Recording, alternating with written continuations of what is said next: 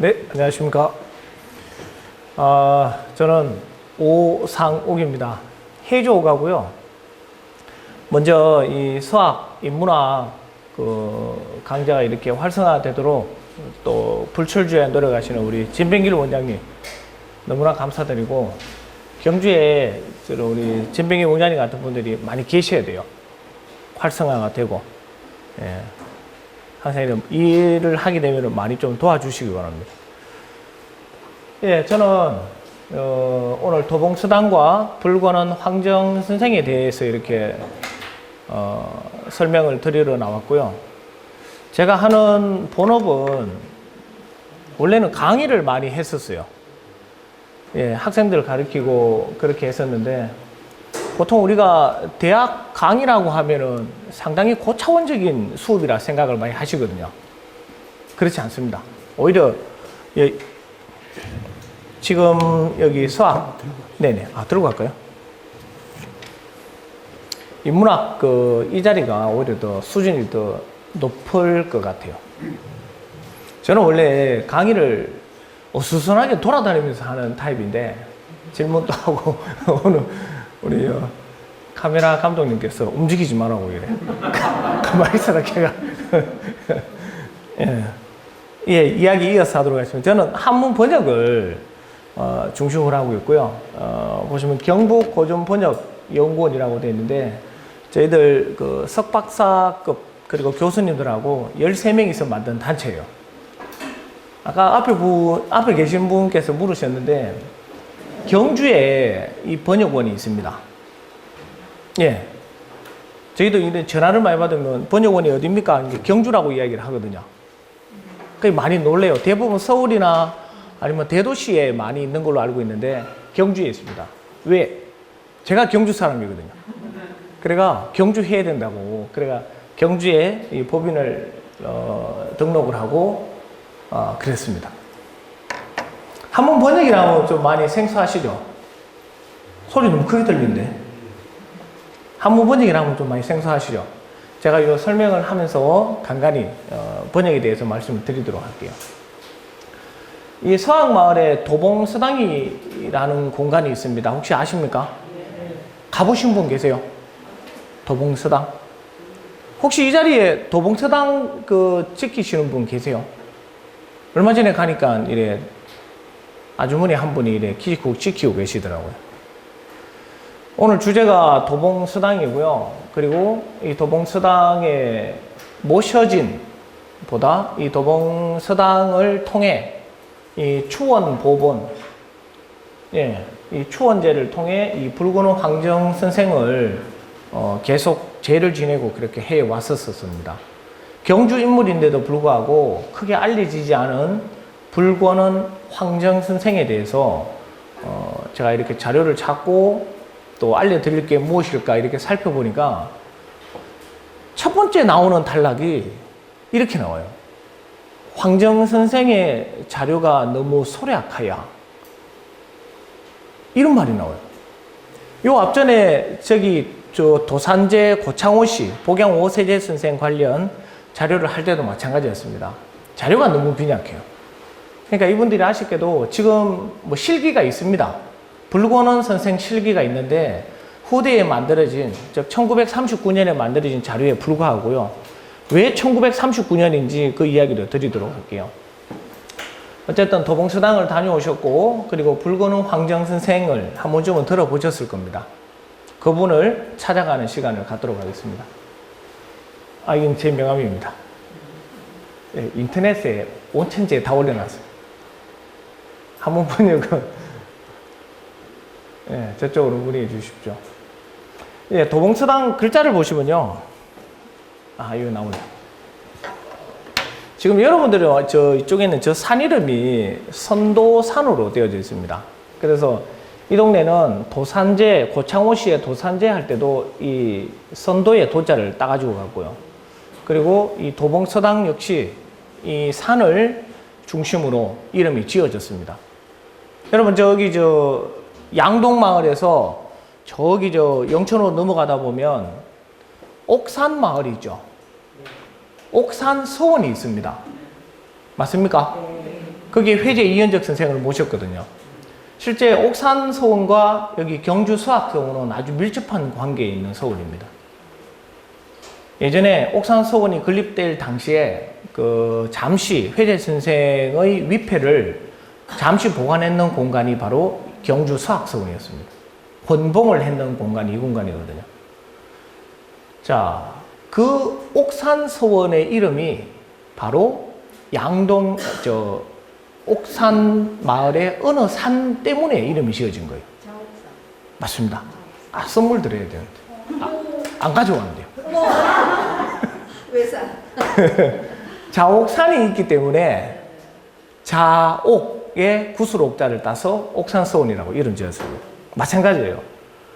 우리 서학서원은 우리 신라의 오학, 서학이 있기 때문에 서학서원으로 되었고, 그리고 도봉서당 역시 선도의 도자를 따왔다라는 이야기입니다. 그러니까 우리가 서원 이름을 알 때요, 아, 이게 산 이름이겠네, 이렇게 생각하시면 돼요. 저기 내남 2조 가면 최진립 장군을 모신 서원이 있잖아요. 용산 서원. 그 산 이름이 용산입니다. 용이 이렇게 막 한다는 거죠. 고래 봐주시면 서원 이름 의미가 좋으실 것 같아요. 자, 서원, 일단, 요게 서원 모습입니다. 제가 저 위에서 찍었는데, 이 공간에서 여기로 보면 황정 선생의 묘가 있고요. 위에서 아래로 보면 이 공간이 등장을 합니다. 예, 잘 보이세요? 예, 잘 보이시죠? 이 전체가 도봉 서원으로 되어져 있습니다. 자, 근데 경주에 여러 서원들이 있는데 도봉 서원은 아직까지 서원으로 정식으로 등록되지는 않았습니다. 서원 형태를 띠고 있는 도봉서당인데요. 도봉서당입니다. 서당.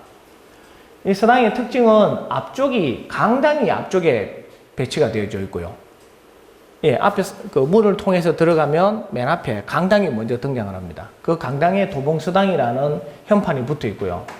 그 도봉서당 뒤편에 보면 넓은 뜰이 나오고 뜰 좌우로 동제, 서제 이 제사가 위치를 합니다.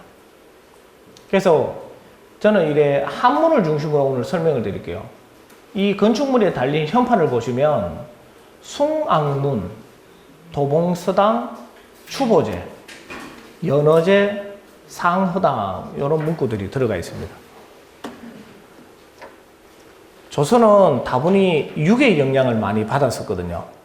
그래서 여기 나오는 이 용어들이 다 유교와 관련된, 즉 육아 경전의 문구를 따왔다고 생각을 하시면 됩니다.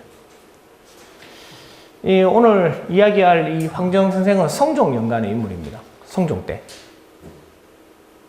자, 요 풀이를 보도록 하겠습니다. 숭앙문이라는 거는 숭상할 숭자에 우러러 볼 앙자입니다. 요게 대문입니다. 대문. 네. 여기 모셔진 분을 숭앙하며 들어오라 이 말이에요. 그리고 들어가면 첫째로 만나는 게 도봉서당입니다. 현판이 그 처마 밑에 딱 달려 있어요. 바로 선도산의 이름을 빌려온 겁니다.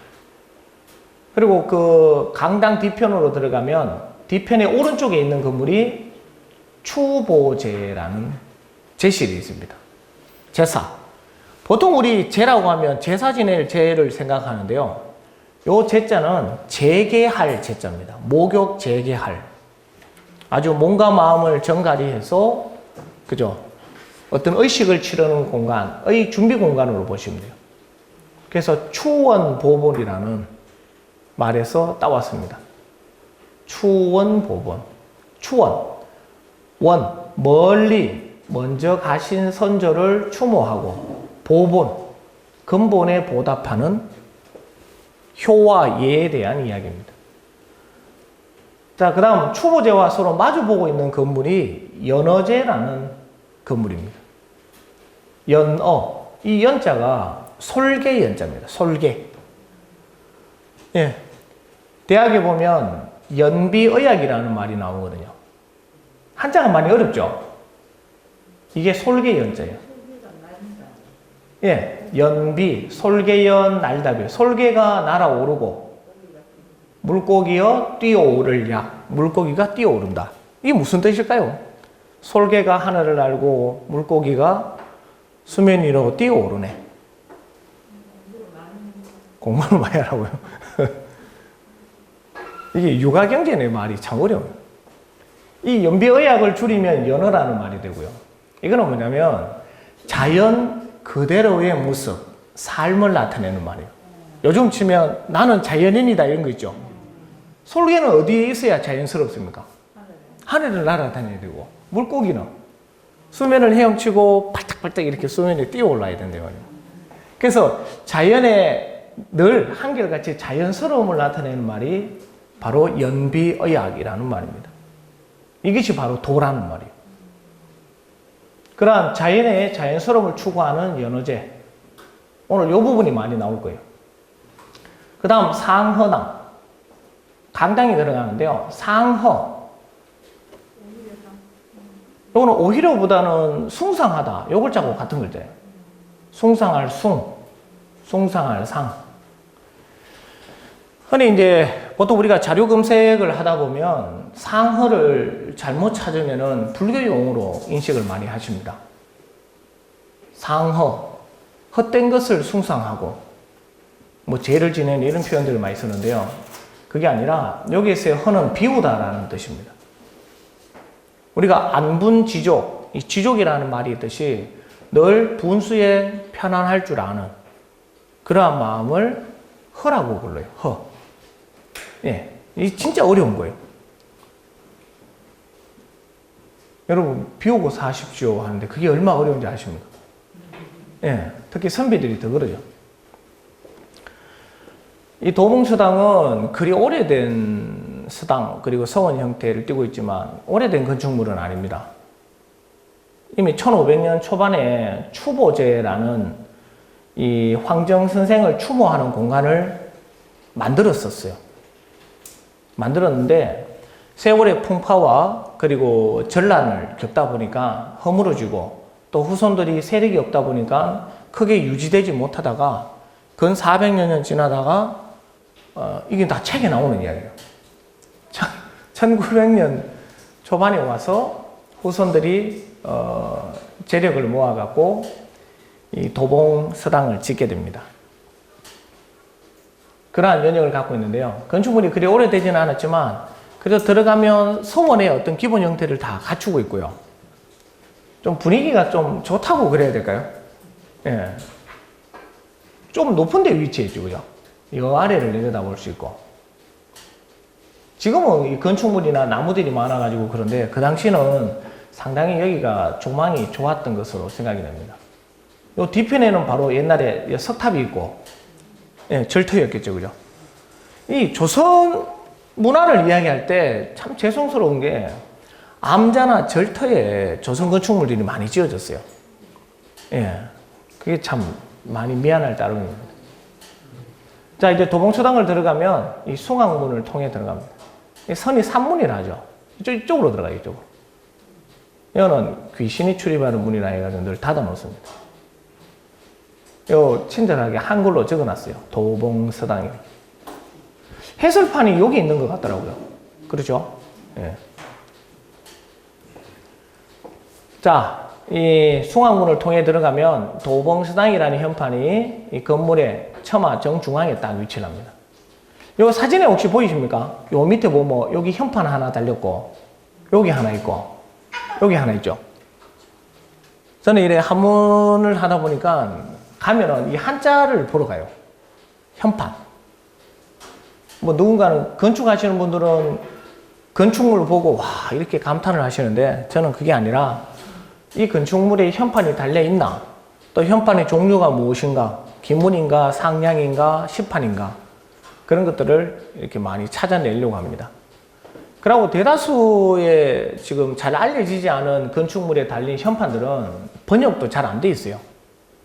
후손들도 잘 몰라요. 자기 집안 건축물인데도 불구하고 현판이 달려 있는데도 내용을 잘 몰라요. 알려고도 하지 않고. 예. 그래서 제가 개인적으로 그러한 작업을 하고 있습니다. 자, 이게 도봉서당입니다. 제가 요 사진을 찍을 때 얼마 안 됐어요. 일부러 강의를 위해서 사진을 찍으러 갔었거든요. 여기 말벌 안 보입니까? 원장님 여기 말벌 너무 많던데요. 없었어. 이틀. 네. 없었어요.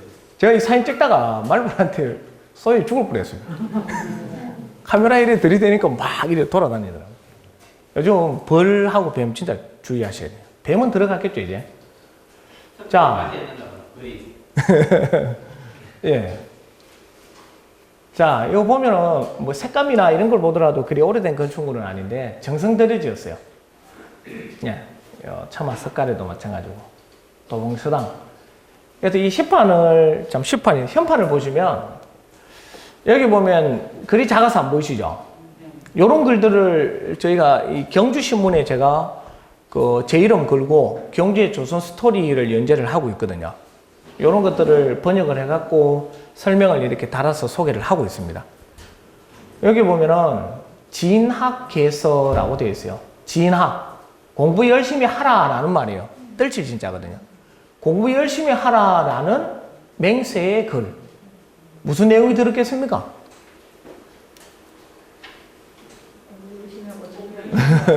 이 공간은 예전 성종연간에 황정 선생이 머물렀던 곳이고, 그죠? 호학을 양성했고, 그 정신을 이어받아 우리도 열심히 공부하자라는 그런 내용들이 들어있는데, 자, 여기 연도를 보시면 1914년으로 되어져 있어요. 그러니까 우리가 인터넷으로나 백과사전 검색을 하시면 도봉서당은 1915년에 중건된 걸로 나와요. 중건, 다시 지었다. 그러면 1914년에 이미 다 지어져 있었겠죠, 그죠? 이때 안동권 씨입니다. 권중석이라는 분이 이 글을 남긴 걸로 되어져 있어요. 여기 나와요. 네. 여기 보면 알봉 석재경 연간에 지었다 했는데 이때가 갑인년입니다. 제가 1974년 갑인생입니다. 그래 이 갑인년은 아니죠 뭐. 예. 나이 많아 보입니까? 아 이제 내년 되면 50인데 이제 큰일 났어요. 그래서 1914년에 이 진학개서가 지어졌는데요. 이 건물이 1915년에 중건이 되고 그 전에 이 현판 작업들을 다 해놔요. 건물을 먼저 짓고 난 다음에 불권은 황정 선생의 실기, 글들을 모아서 책으로 출판을 합니다. 그때가 1939년입니다. 그러니까 후대에 와서 이런 작업들이 선조 선양하는 작업들이 많이 이루어지게 돼요. 자, 그 다음 현판인데요. 도봉서당 기라고 되어 있어요. 요 기가 바로 기문입니다. 항상 어디에 가더라도 이 기문이 중심적으로 들어가 있거든요. 예. 요 보면은 산수 어쩌고 이래가지고 문물지방이라 쭉 경주에 대한 소개를 하고 이 도봉서당이 어느 위치에 섰고 누구를 모셨고 글 등이 등장을 합니다. 요거는 김형진이라는 분인데요. 이분은 비교적 좀 늦은 시기죠. 1930년 이 건물이 중건되고 난 이후에 이분이 이쪽을 찾아와요. 김형진이라는 분이 그렇게 이름난 분은 아닌데 근대의 한학을 다 하셨던 분들이에요. 그래갖고 인연이 되어서 찾아와서 이 평의 황씨 집안하고 교류가 있었기 때문에 이 다음과 같은 글들을 남기게 됩니다. 예. 중간에 하시다가 궁금한 거 있으면 질문 바로 하셔도 돼요. 예. 같이 하는 수업이기 때문에. 최명희 선생님 오셨습니까? 지각하셨네요.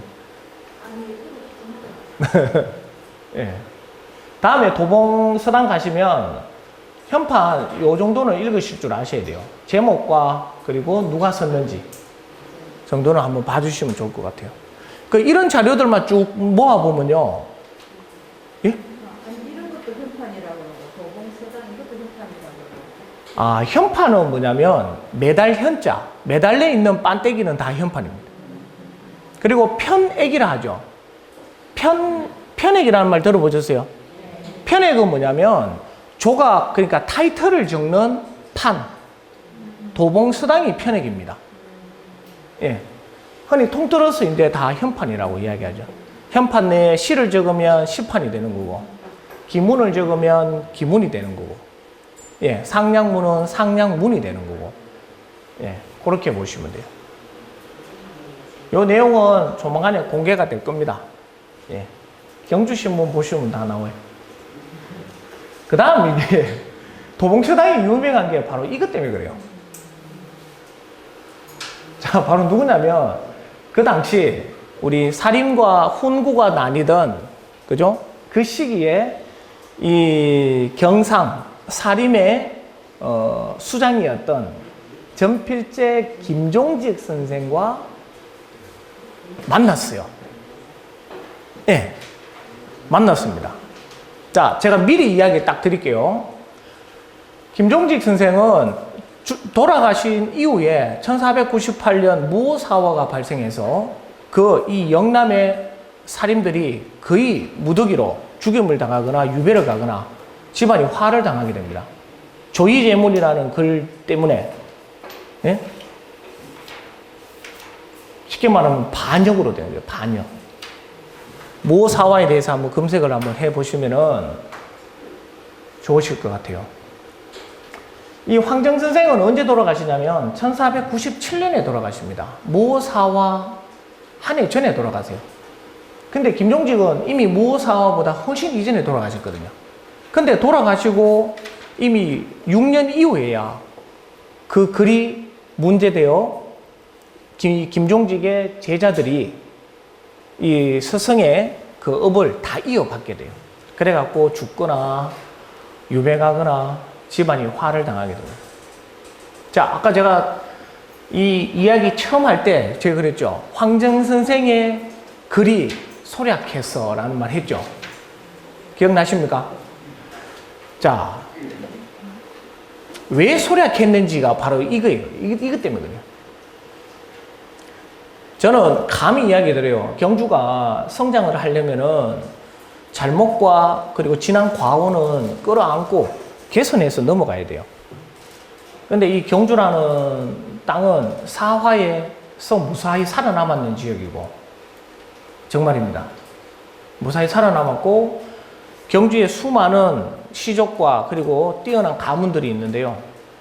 아직까지도 그 맥맥을 유지를 하고 있는 거 보면 크게 사화에 흔들림이 없었습니다. 일명 손절을 많이 했어요. 저는 공부하는 입장이고, 공부하는 입장은 옳게 봐야 되는데, 이 글이라는 게 바라보는 시각에 따라서 옳을 수도 있고 그럴 수도 있거든요. 그래서 이 당시 우리나라 이 조선이 4대 사화를 겪게 된다 아닙니까? 그죠? 그때 이 무오사화 때문에 정말 멸족을 하거나 화를 당한 집안들이 상당히 많습니다. 특히 밀양 쪽은 다 의를 지킨다고 거의 다 넘어갔어요. 지금 또 못 살아요, 후손들이. 예. 황정생도 그 여파가 있었을 거라 저는 생각을 합니다. 자, 시판을 자세히 한번 보십시오.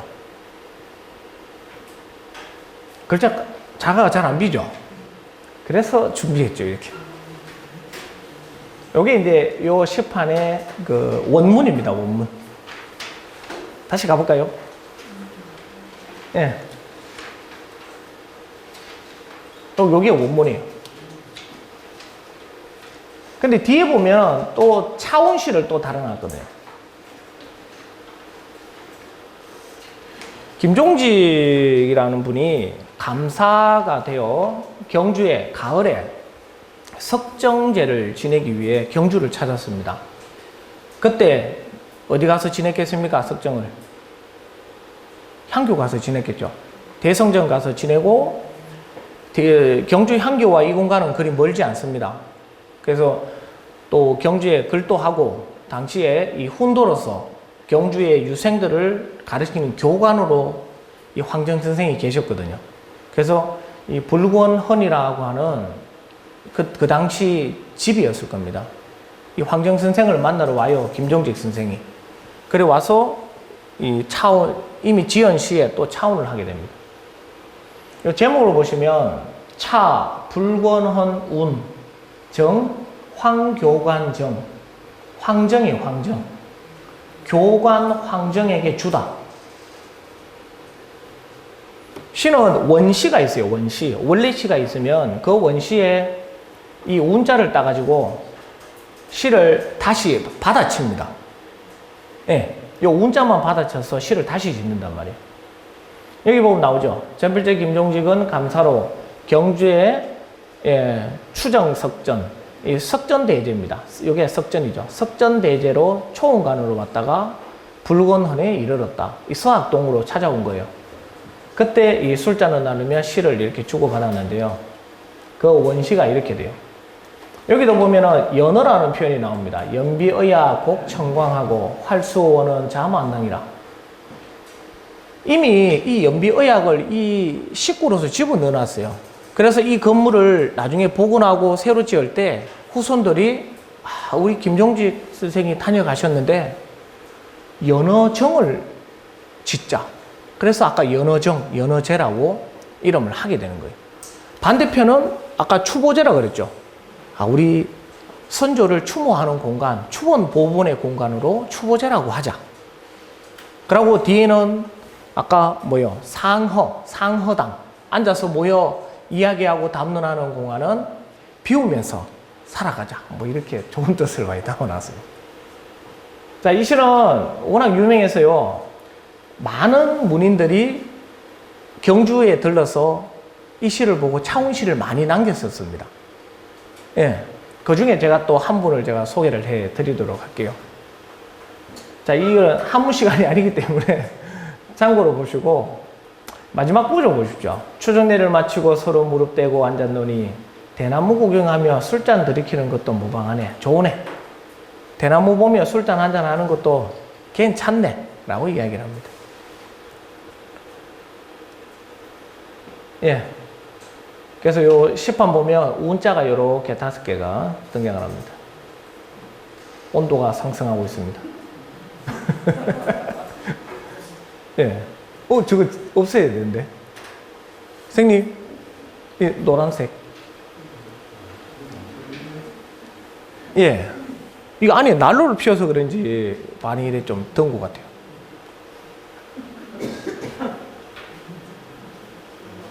네, 해도 되겠죠? 예, 불거는 황정 선생입니다. 자, 여러분, 어느 시기든 인물을 연구할 때 이 연도를 잘 봐주세요. 언제 나고 언제 돌아가셨는지 그것만 잘 보면 같은 시기의 인물인지 아닌지 그리고 어떤 연관이 있는지 알 수가 있어요. 자, 황정 선생입니다. 김종직하고 보세요. 나이가 더 어리죠? 참, 나이가 더 많죠? 맞습니까? 예. 몇 살 차입니까? 5살? 정도는 아니에요. 그죠? 거의 친구라고 보시면 됩니다. 내려와서 얼마나 많은 담론을 나눴는지 가고 나서도 글을 주고받았을 겁니다. 그런데 제가 이 자료를 찾으면서 김종직의 전필제 문집, 그리고 불권은 선생 실기, 또 그리고 등등 교유에 있는 사람들의 문집을 제가 다 찾아봤어요. 글이 남아있을까? 없습니다. 이 시 이외에는 없어요. 자, 왜 없는지도 생각해 봐야 됩니다. 이렇게 와서 시까지 주고받을 정도면은 뭔가를 사적으로 또 편지가 왕래가 되었다라는 거예요. 근데 없는 거는 우리가 한번 좀 생각을 해볼 필요가 있겠죠.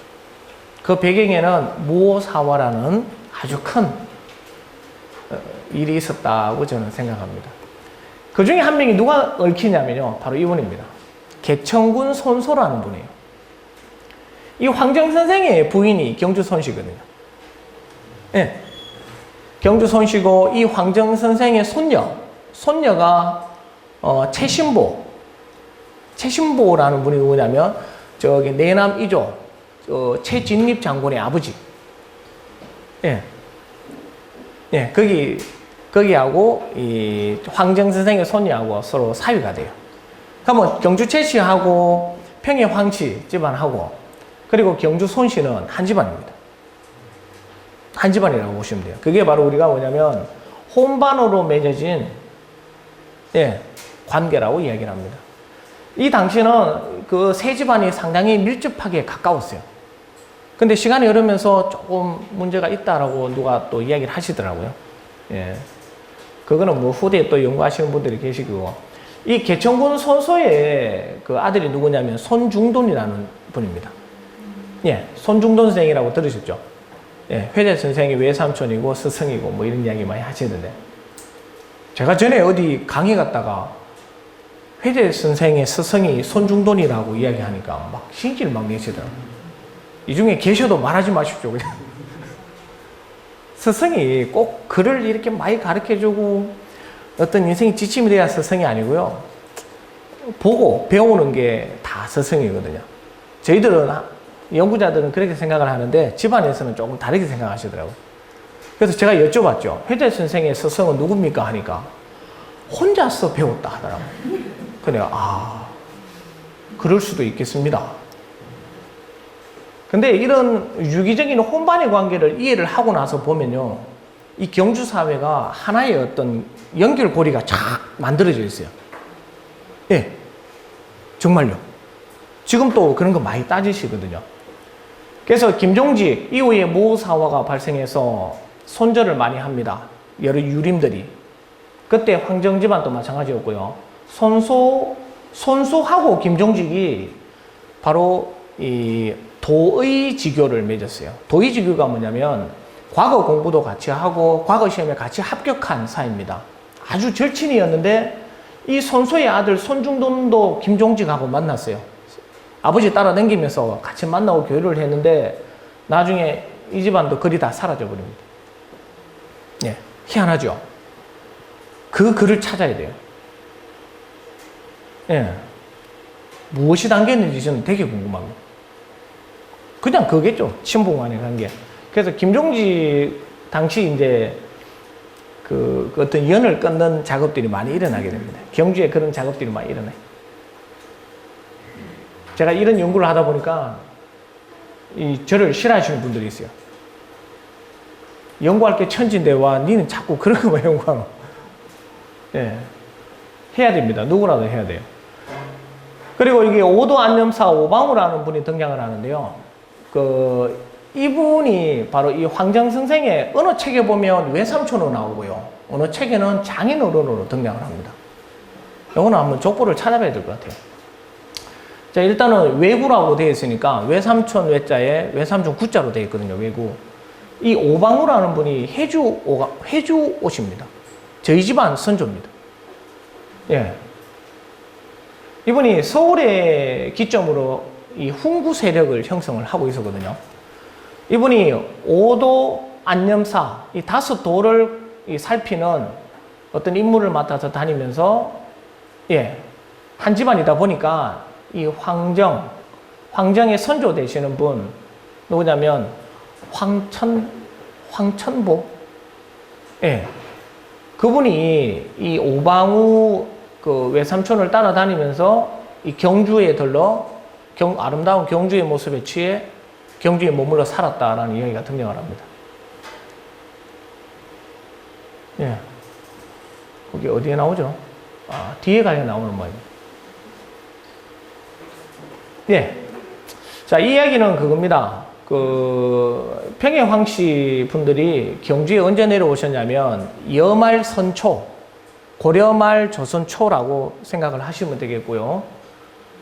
이때는 어떤 정치적 사안도 들어가 있었을 겁니다. 그래서 이쪽에 세거를 했고, 경주 이 서학이라고 하는 공간 자체가 상당히 그 당시에는 좀 독특한 공간이었다고 저는 생각을 해요. 제가 바라보는 이 서학 공간은 이 조선 유학사에서 중립적인 공간으로 저는 생각을 하고 있습니다. 하나 예를 들면 서학서원에 모셔진 분이 계십니다. 혹시 아십니까? 서학서원에 배양된 인물. 한번 맞춰보세요. 김유신, 설총, 최치왕. 확실해요? 그래요? 자, 서원은 조선의 문화인데 최치원 신라시대 인물이죠. 설총 원효 아들 신라시대 인물이죠. 그 다음에 김유신 저 옆 동네 사람인데 김해 김씨잖아요. 자, 조선의 문화를 대변하는 서원에 왜 문신과 무신을 같이 모셔놓았을까요? 이거는 다분히 지역 유림들의 이야기가 개입이 된 거예요. 그래서 조선의 인물은 배양을 하지 않는 겁니다. 아시겠어요? 조선의 인물을 배양하는 순간 원래 서원이 집안 거예요. 집안이면서 유린 건데 한쪽으로 치우치게 됩니다. 근데 이제 비하인드로 보면 경주 최씨가 이쪽에 일조를 많이 한 걸로 나옵니다. 그래서 최치원생이 들어가 계시는 거고, 예, 선도산이라서 김유신 들어가 있고, 그 다음에 설청은 문학성을 띠기 위해서 그 세 분을 모셨거든요. 그래서 이거를 종주부를 찍었는 분이 태계 이황 선생입니다. 예. 그러니까 그런 이야기도 알아두시면 좋으실 것 같아요. 자, 아까 그 김종지 선생이 이 불건원 황정 선생을 만나 차운시를 이렇게 주었는데요. 수많은 문인들이 차운시를 많이 남겼습니다. 이 화계유익원이라는 분이 있습니다. 화계는 화곡해서 저기 내남, 전에 왜 지진의 진앙지가 되었던 화곡 아시죠? 거기에 그 서산유시 유익원 선생이 있습니다. 어느 날 이 황정의 후손 되시는 황백양이라는 분이 화계유익원 선생을 찾아가요. 이 화계유익원 선생은 그 17세기, 그죠? 거의 한 18세기입니다. 18세기에 경주의 학문을 주름잡던 분이셨어요. 예. 그 이순상 선생을 비롯해가지고 그분들이 계셨는데, 황백양이 유익원을 찾아가서 정별시를 보여주며 그의 화답시 이수 같은 운을 치면서 시를 지어달라 그래요. 바로 그 시가 바로 요 두 수입니다. 네. 이제 여기 보면은 황생 백양시 전필제 정기 선조 정은공 정 시 사운 요화이구 요구했다 이 말이에요. 화답하는 시 두 수를 지어달라고. 그래서 당시 이 정공 땡땡땡땡땡 전필제가 석전제를 지내기 위해서 와 있었고 불곤헌의 소거 머무르며 시를 지어주었다라는 이야기가 나와요. 예. 저희들은 오히려 이런 글 보는 게 편해요. 이거를 우리말로 풀이하고 현대인들이 볼 수 있도록 해드리는 작업을 저희가 하고 있습니다. 지금 경주 문집도 작업을 하고 있거든요. 자, 이제 아까 숭앙문 들어가면 이 도봉서당, 아까 또 흐름이 끊겼는데요. 이 현판들을 보았고요. 여기로 들어가도 되고요. 여기로는 막혀있나? 여기로 들어가면 돼요. 여기 보면은 또 이래 또 비석. 내남 2조에 가면 사성공파 최채량 어르신 종손이시죠. 종손이시죠. 예, 그분이 이 비석 글을 지으셨어요. 가면은 요 비석 옆면 우측면에 최채량 선생이라고 이름이 적혀져 있습니다. 예. 아주 읽기 좋게 해놨으니까 꼭 한번 읽어보시기 바랍니다. 여기 있네요. 비석 글 보는 순서가 어떻게 되냐면요. 요게 정면이에요. 일면. 그 다음에 이렇게 돌아가요. 이렇게. 시계 반대 방향, 시계 방향으로. 요게 두 번째 면. 그 다음에 뒷면이 세 번째 면. 그 다음에 요쪽 면이 마지막 면. 요렇게 시계 방향으로 돌면서 글을 보시면 됩니다. 예. 자, 요 도봉서당 뒤편이 요 건물이 있죠. 요 건물과 요 뒷건물이 있어요. 이거는 이제 도봉서당에 대한 내력입니다. 1545년 황정선생을 위한 추보제를 묘소하리 글반입니다. 묘소는 이따가 사진으로 보여드릴게요. 저 위편에, 건물 뒤편 위편에 있고요. 세월의 풍파로 훼손이 되었다가 그리고 1915년 후손들이 추보제 자리에 서원 형식으로 중건을 하게 됩니다. 그래서 아까 현판들이 1914년 그리고 건립된 이후 1930년 그렇게 이 근대의 자료가 등장을 하게 되는 겁니다. 자, 이게 좀 이상하지 않아요? 1545년, 1915년, 근 400년이 비어요. 예. 그래도 지금이라도 이렇게 후손들이 해놨으니까 참 다행이라고 생각을 합니다. 안 그러면 우리가 알 길이 없을 텐데, 그죠? 자, 이 불권헌이라는 호를 보통 두 글자를 많이 하는데 이분은 세 글자를 해놨어요. 불권. 헌은 집이겠죠. 보통 제를 많이 쓰고 헌도 쓰고요. 아까 전필제 김종직은 제를 썼잖아요. 이분은 집헌자. 맹자 공손주장구에 보면요. 학 불념이 교 불권이라 그래요. 배우기를 불념, 싫어하지 아니하고 교, 가르치기를 게을리하지 않는다. 나는 원래 이런 사람이다. 나는 늘 노력하는 사람이다. 의 불권이라는 말을 따가지고 오게 됩니다. 여러분들도 호를 지으실 때 자호를 하셔도 돼요. 자기 스스로 지으셔도 되고 타인이 지어주셔도 되는데 저는 호가 없습니다. 아직 공부가 부족해가 호를 할 만치 저는 제 이름 석자로 그냥 가려고 합니다. 자꾸 저한테 호를 물으시던데 저는 호가 없습니다. 예. 이거는 제가 자료 찾다가 고려대 한문학과 심경호 교수님이 신문에 연재하시는 게 있어요. 이 내용이 바로 그겁니다. 불권에 대한 이야기요. 불념 불권에 대해서 노력해라. 공자가 그냥 그래 된 건 아니에요. 인터넷 찾아보면 나오니까 한번 찾아보시기 바랍니다. 추보제. 요 조금 하고 잠깐 쉬도록 할게요. 자, 추보제는 들어가면은 이와 같은 현판들이 이렇게 달려져 있어요. 여기 보면 추보제 집제자가 되어 있죠, 그죠? 그리고 옆에 보면, 한번 읽어보실래요? 사모감. 그쵸. 암자를 써요. 사모감. 늘 화목해질 것을 생각하라, 이 말이에요. 암이라는 말은 보통 우리가 암자라고 이야기를 많이 하시는데 암자가 아니고요. 암은 건물에 딸린 자그마한 공간, 집실 같은 개념이에요. 옥산서원 저기 동락당에 가도 이 암이 있죠. 정해암. 맞습니까? 원래 정해암자 스님하고 내 만나가 차 마시고 하던 공간이 정해암으로 바뀌어져 있어요. 양진도 있고. 그래서 이거 불교 용어인데 아닙니다. 같이 써요. 여기 초보제 전체 공간입니다. 여기 이제 건물 뒤편 오른쪽이. 요거는 이제 추보제에서 뒤편을 바라보면 우리 신라문화원에서 주력으로 하고 계시는 서학서원, 석탑, 그리고 이게 무슨 꽃이죠? 구구절절. 구절초 맞죠? 구절초가 지금 피어 있을 거예요. 한번 꼭 보러 가보시기 바랍니다. 그리고 우물이 하나 있더라고요.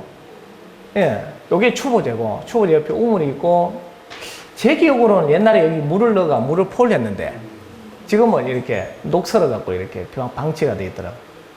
이거 살려주십시오. 물 나오도록. 지금 안 나와요? 이거에 우리가 왜 인문학이라고 하면 너무 딱딱하게 보고 배우려고만 하시는데 애들 데리고 가가 이것만 보여줘도요. 애들한테는 산 교육이 되는 거예요. 여기 마중물 하나 집어넣고 물 퍼올리는 거 그것만 해도 내가 도봉수당에 가서 이런 걸 해봤네. 도봉수당이 누구더라? 불거는 황정선생. 그분이 누구지? 처음 들어보는데. 김종직하고 만나셨던 분. 김종직은 또 누구야? 이렇게 꼬리꼬리 물고 배울 수 있는 게 인문학입니다. 이어서 하도록 하겠습니다. 이 숭앙문을 통해 들어가면 도봉서당이 나오고요. 뒤편에 오른쪽 추보제. 그리고 그 뒤편에 상허당. 숭상할 상급입니다. 아까 비움이라는 말 썼죠. 비울허. 원래 이거를 불교 용어로 보면요. 헛상, 헛된 것을 숭상한다. 이런 말이에요. 그 유가들이 불교를 비판할 때 이 상허라는 말을 많이 썼거든요. 그러면서도 이 상허의 또 다른 의미로 자기 자신을 비우는 이 허를 이야기를 합니다.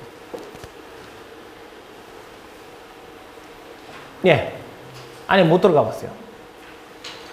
이렇게 돼 있어요. 요 뒤에 구절차가 보이는 거죠. 글자가 희한하죠?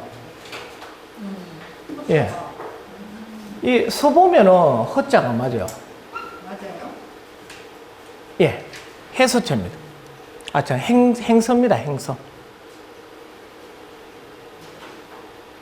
여러분, 혹시나 서예 하시는 분 계시면 행서 초서를 공부하세요. 한문하고 별개입니다. 이 글자만 잘 읽으셔도 예, 돈 벌 수 있어요. 어려우니까 해야죠. 예. 저희도 이렇게 번역을 하려면 가장 먼저 하는 작업이 뭐냐면 이러한 글자들을 알아보기 쉬운 해서체로 바꾸는 거예요. 해서체로 바꾸고 나면 누가 보더라도 번역을 할 수가 있거든요. 근데 여기 그 글자를 옮기는 과정이 어려워지면 번역하는 건 더 다음 단계 나아가기 힘들어집니다. 그래서 지금 국책사업으로나 아니면 문집 번역을 할 때 가장 먼저 하는 게 이 한자 데이터베이스를 만들고 있어요. 한자를 옮겨놓고 나면 언제 누구든지 그 자료를 보고 이 번역을 할 수가 있거든요. 시간이 되면. 예. 이 글자 옮기는 게 참 힘들어요. 그거 아시죠? 조선왕조실록을 1980년대 번역을 했다가 지금 다시 재번역하고 있습니다. 그때 옛날 그 한역 하시는 분들이 그 1차 번역을 해가 잘 해놓으셨지만 이제 요즘 시절에 맞는 문구 또 어휘 등을 사용해서 다시 매끄럽게 재번역을 하고 있습니다. 네, 연어제입니다. 추보제 맞은편에 있는 건물인데요. 연비의학의 연어제입니다. 김종직의 시에도 이게 연비의학, 그죠? 나왔었죠, 그죠? 네, 여기 있어요. 요러. 뭐 이거를 공부해가 가가 같이 모시고 간 분들한테 다 읽어주면 이거 완전 끝난 겁니다, 그날은. 예. 자, 연어제라고 해놓고 그 건물의 이쪽이죠. 반대편 좌측 모퉁이에는 연어정이라고 또 적어놨어요. 자, 정이라는 건물은 건물을 높이 떠올린 형태인데 정이라 하기는 좀 그런데 이 현판을 정을 걸었습니다. 예. 무엇을 바라보기 위해서 정을 걸었는지는 잘 모르겠습니다. 그러나 그 높은 공간에서 아래를 내려다보면 조망은 참 좋았을 것 같아요. 이 자연스러움을 추구하는 연어정. 이 연어정 길을 보면요. 요거 한번 읽어보실래요? 한자요. 한자가 상당히 어려워요. 힌트 드리겠습니다.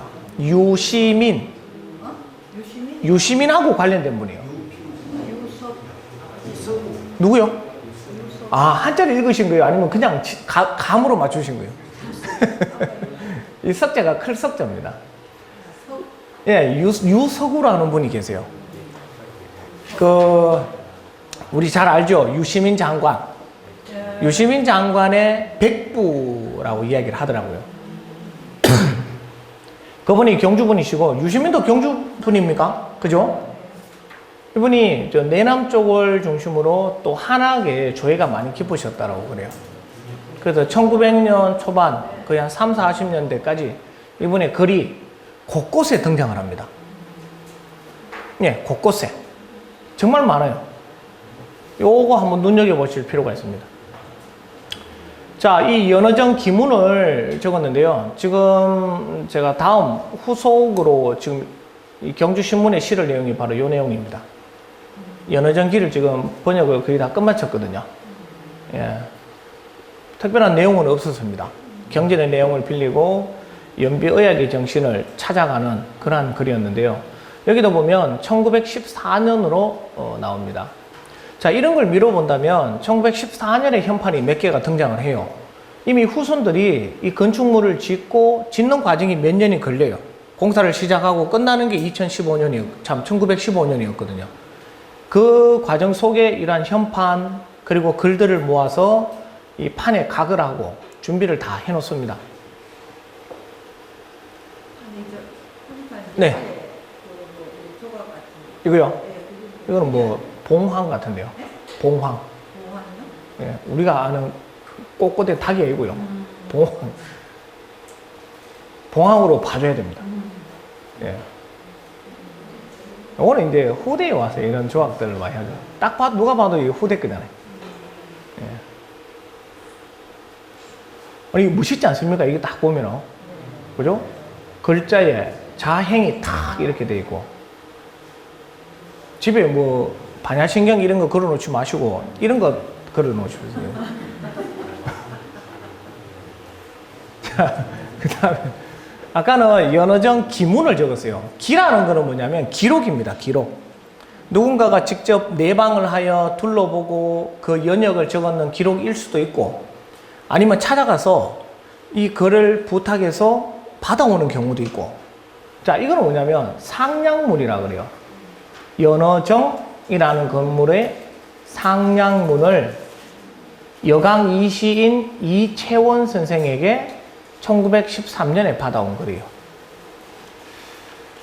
자, 여강 이시는 정말 혼반이죠. 결혼을 하지 않은 집안이 없을 정도로 경주에 곳곳에 이렇게 많은 이 혈연 관계를 갖고 있는 문중 중에 하나이기도 합니다. 큰 집안이죠, 그죠? 이 원자 학렬이 지금도 계세요. 예. 지금 주변에 여강 이시 분도 이 원자 학렬 지금도 연세가 얼마 안 되신 분도 계시고, 예? 이분은 이미 돌아가셨겠죠, 그죠? 이채원 생은. 예. 그분이 이 연어정 건물 지을 때 상냥문을 이렇게 지으신 걸로 나옵니다. 상냥문은 그래도 좀 글을 좀 쓰는 분들이 지었었어요. 특히 묘갈문, 상냥문은 조금 글도 좀 되고 또 연륜도 되고 하시는 분들이 많이 지으셨습니다. 그래서 이 후손들이 이 도봉서당을 지으면서 많은 공을 들인 게 이런 현판들을 보면 알 수가 있어요. 자기 집안에서 짓고 글 쓰고 이렇게 하면 의미가 좀 떨어져요. 그래서 늘 집안에서 뭘 하고 나면 타 문중에 가서 또는 타 유림에 가서 이름 있는 분에게 글을 받아오게 됩니다. 예. 그래서 평상시에 관계가 잘 이루어져 있어야 가능한 겁니다. 예. 여기 연어정이라고 되어 있죠. 여기 상냥문입니다. 고무신이 몇 개입니까? 하나, 둘, 셋. 예. 이런 데서 하룻밤 먹으면 참 좋을 것 같아요. 자, 지금까지 이 도봉서당에 대한 건축물과 현판에 대한 설명을 이렇게 드렸고요. 육아경전의 구절을 따왔다 이렇게 생각을 하시면 됩니다. 자, 이제는 그 건축물의 주인 되시는 불건호 황정선생에 대해서 이렇게 살펴보도록 하겠습니다. 이 호는 맹자 공손주장에서 따왔다 그랬죠. 게을리하지 않는다라는 이야기를 갖고 있고요. 경주부 남쪽 중리마을에서 출생을 했습니다. 1426년생이십니다. 자는 성옥이고 그의 선대 이 황천부라는 분이 아까 말씀드린 외삼촌 이 오도 알념사 오방우를 따라 순시하다가 한 집안이니까 따라다니다가 보통 외가에서 나고 자로 하잖아요, 그죠? 하다가 이제 경주에 머물면서 이제 경주를 찾았다가 경주가 좋아서 머물러요. 그때부터 이 황천부를 중심으로 평의 황씨가 경주에 세거를 하게 됩니다. 이 여말선초라 생각하시면 되고요. 그 다음에 이 황정 선생의 할아버지는 황희석, 희자 석자, 그리고 아버지가 상자 길자 이렇게 됩니다. 자식을 보면은 자식 셋이라고 되어 있는데요. 삼남사녀로 저는 기억을 하고 있습니다.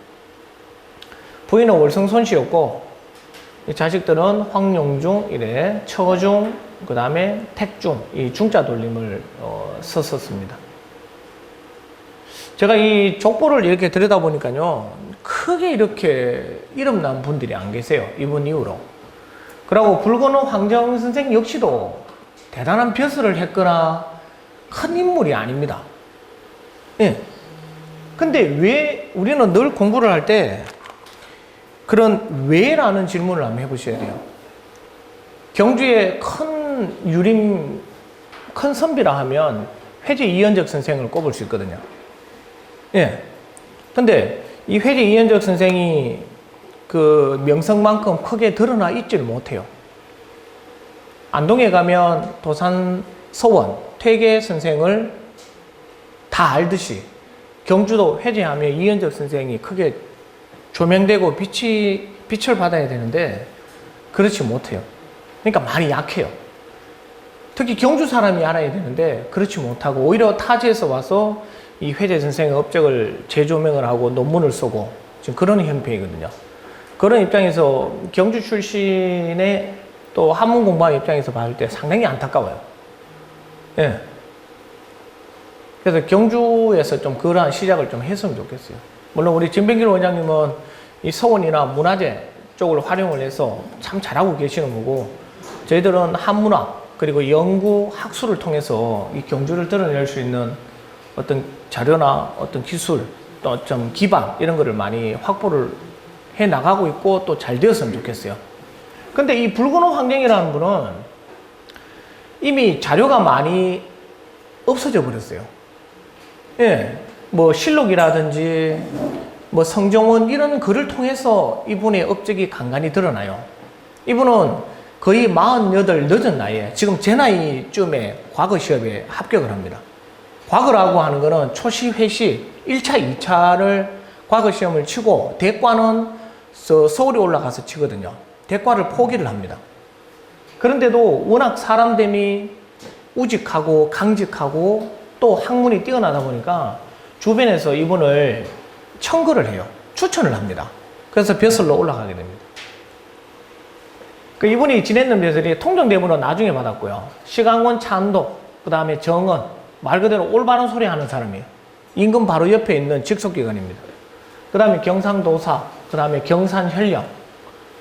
현령이라고 하는 거는 고을의 수령을 말하는 거고요. 도사는 말 그대로 요즘으로 치면은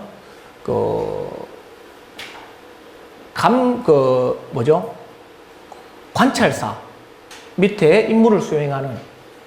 그 다음 시강원은 학문이 뛰어난 사람이에요. 경제 남송을 잘하고, 그죠? 이 세자 교육이라든지 이런 쪽에 담당을 할 수 있는, 즉 학문이 올바르고 뛰어난 경우에 이 자리로 나아가게 됩니다. 자, 1474년 성종 5년에 늦은 나이에 진사에 합격합니다. 자, 이것도 이유가 있어요. 왜 늦은 나이에 굳이 저렇게 나아가셨을까? 보통 저 나이 되면 죽을 때가 되는데 어쩌네요. 이분이 근 70점이 넘게 사셨거든요. 오래 사셨어요.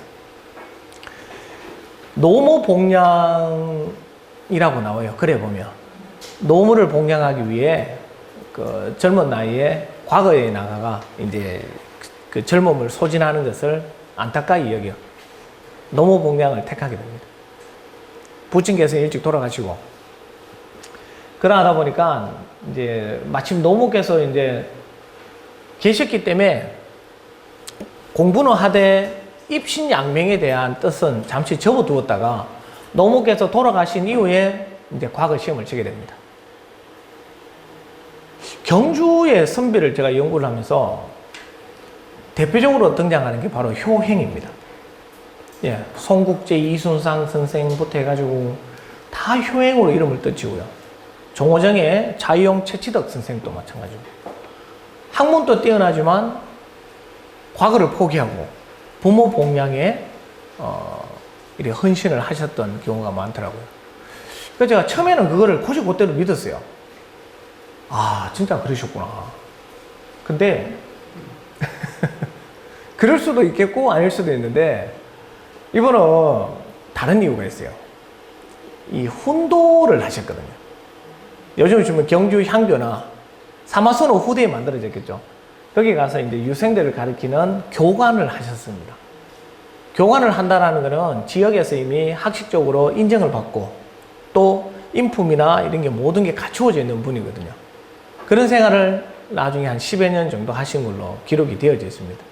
그래서 김종직이 내려왔을 당시도 훈도로 교관으로 있을 때 만나 배웠던 거고. 예. 근데 안타깝게 이분이 남긴 글이 많지 않아요. 그래서 이분을 조명을 하고 싶어도 글이 없기 때문에 문학성이 없습니다. 문학성이 약하기 때문에 학술 연구를 하기는 많이 부족하고 그냥 지역의 유림 그리고 사성관계 그리고 교우관계를 통해서 이분의 인물됨을 미루어 짐작할 수 있는 그 정도입니다. 예. 후손들도 많이 알고 싶어 하지만 자료가 없기 때문에 저희들이 찾아낸다 하더라도 정말 아주 미비한 수준이고 지금 아래에 정리해 있는 것들이 다 실록에 나오는 내용들이에요. 예, 실록에 보면 1486년입니다. 자, 요때 관직이 나아가죠. 진사에 합격하면은 뭐라도 줍니다. 참봉이라도 줘요. 예. 그러고 나서 거의 한 몇 년입니까? 8년이죠, 8년. 맞나? 몇 년이에요? 8년. 6년인가? 12년이요? 와, 오래 지났네. 이때부터 이제 두각을 나타내기 시작합니다.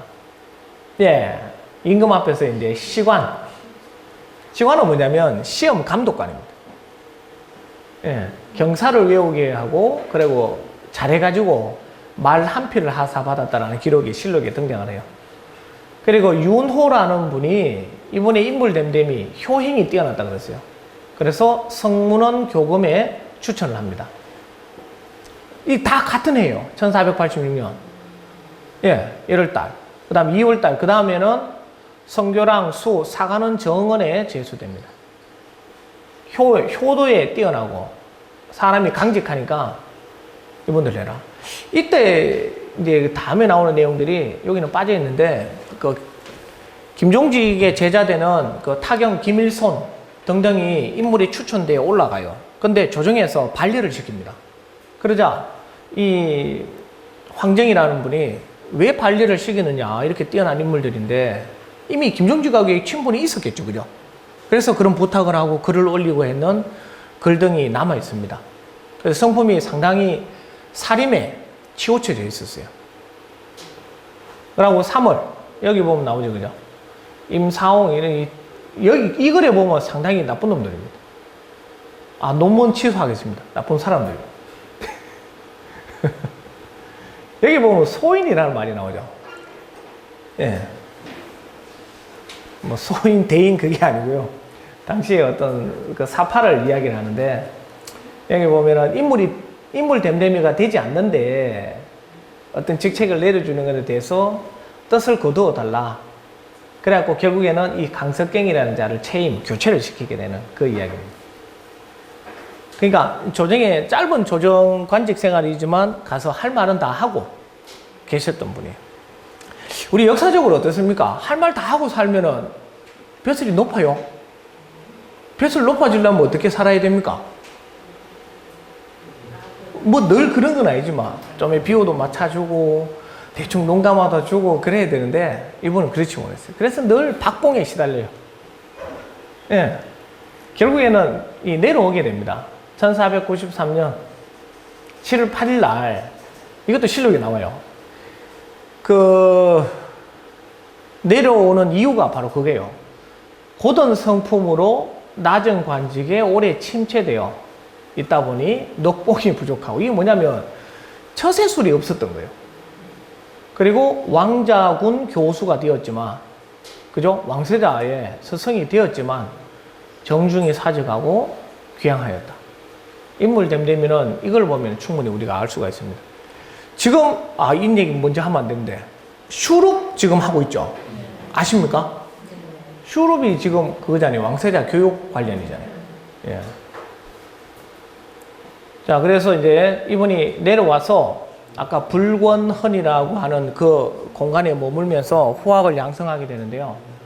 자, 1493년에 내려오셔갖고 97년에 돌아가시게 됩니다. 거의 이제 건강도 이제 안 좋은 상태에서 내려오신 게 되겠죠.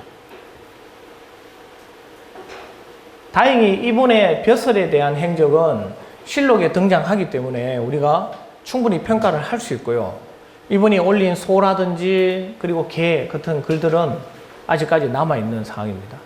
이 후손들이 그러한 글들을 다 실록이나 어떤 자료에서 사료를 발췌를 해가지고 책으로 만들어요. 그래갖고 아까 1915년에 이 도봉서당을 중건을 하고 1939년에 그 불권헌 선생 실기 문집을 편찬을 하게 이르게 됩니다. 이미 그 1900년 그때는 그 우리가 흔히 알고 있는 일제치하 시기잖아요. 그때도 우리 민족 선양에 대한 이 뿌리 찾기 운동이 많이 일어났었습니다. 자, 황정을 기록한 선비들입니다. 이분의 글이 그 이전에는 잘 없어요. 다 소실되고 1915년 전후로 이렇게 일부 등장을 하게 됩니다. 자, 임당 이상구 선생이라는 분이 계세요. 이분은 뭐를 남기시냐면 통원대부, 성문원, 시독, 불건헌, 평해황시, 묘지명, 묘갈명이라고 보셔도 무방합니다. 이 묘지명을, 이분 또 여강 이시군이거든요. 이상구, 이 구자 돌림입니다. 그 다음에 소암 이매구, 같은 집안이에요. 같은 집안 분인데, 이분은 이제, 요 보면은 수갈시, 비석을 세울 때 고유문을 남기신 분으로 되어져 있습니다. 다행히 이분들의 문집이 남아있기 때문에 이 황정의 인물을 미루어 유추할 수 있는 거고, 그 인물 됨됨을 실록과 비교해서 알 수가 있는데, 자, 이 보십시오. 시대가 이미 1497년에 돌아가신 분인데 이미 근 300년이나 훨씬 지나서 후대가 이 글을 남기게 됩니다. 그러니까 조금의 어떤 뭐랍니까? 사실적 기록과는 조금 멀어지게 돼요. 아쉽게도. 우리 도산서원 퇴계 이황 선생의 이 퇴계집이 아주 우리가 뭐 최고의 문집으로 이야기하는 이유가 바로 뭐냐면, 살아생전 본인이 문집을 정리를 다 하셨고 사후에 그 문집이 바로 발간이 되었습니다. 보통 그렇게 되는 게 정석이에요. 아버지가 자료를 많이 만들어 놓고 돌아갈 때쯤 돼가 야 이걸로 책 만들어라 하고 가야 문집이 제대로 나오는 거예요. 근데 무슨 이유로 인해서 글이 다 빠져버리고 100년, 200년, 300년 저희 한문학 쪽에서 이야기하는 시기 텀이 그렇게 길어져 버리면 신빙성이 떨어집니다. 예. 그래가 지금 집안 간에 논란이 일어나는 부분들이 바로 그런 부분들이에요. 예. 자, 그리고 이 김홍락이라는 분이 계세요. 이 문소는 의성의 옛 이름입니다. 의성. 이 호가 모계인데요. 모계 김홍락 선생이 이분의 행장을 짓게 됩니다. 여러분 나눠드린 유인물 뒤에 행장이 들어있죠? 예, 오늘 받으셨죠? 아, 다음에 한번 읽어보십시오. 그것도 다 돈 들여가 번역했는 건데. 글은 상당히 긴데 읽어보면 몇 줄로 요약이 됩니다. 이 김홍락 선생이 여기 보면 황치목이라는 분이 이 황정의 후손인데, 그의 아들 황채운이 이 김홍락 선생을 찾아가서 행장을 부탁합니다. 당시에 이분이 글 쓰는 능력이 상당히 뛰어났었어요. 이분이 묘갈문이나 그리고 이런 행장 글들을 많이 이렇게 지은 분으로 나옵니다.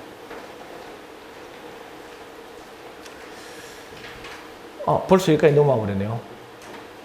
자, 이 황정 선생에 대한 이야기를 제가 정말 정리를 잘해서 많이 알려드리고 이래야 되는데, 이분의 자료는 오히려 실록에 나와 있는 자료가 더 정확합니다. 예. 실록은 역사의 기록이기 때문에 바꿀 수가 없어요.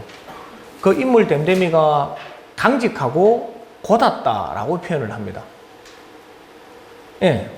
그리고 이 불의에 대해서는 서슴없이 나서는 그런 분이셨고,